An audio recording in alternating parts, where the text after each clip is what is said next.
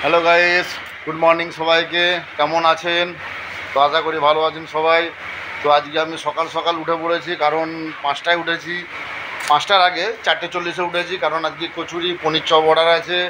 তো তাই সবাইকে ট্রেনে তুলতে হবে, তাই উঠে পড়েছি। এখানে আমাদের পিন্টু ভাই এই যে উঠে পড়েছে, ও এখন গোলাপজাম লাগাচ্ছে, গোলাপজামের অর্ডার আছে, ওই গোলাপজাম সাজাচ্ছে।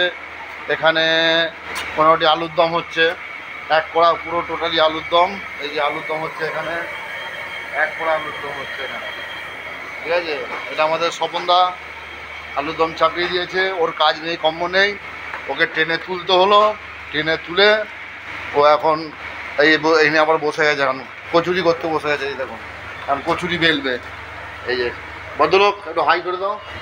হ্যাঁ, এই যে হাই করে দিয়েছে। এই যে কচুরি মুড়া হয়ে গেছে, এই যে কচুরি মুড়ে গেছে।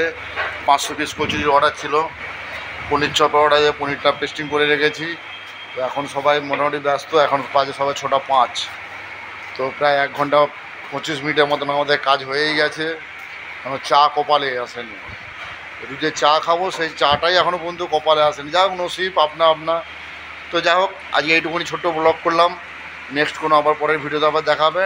টাটা, সবাই ভালো থাকবেন।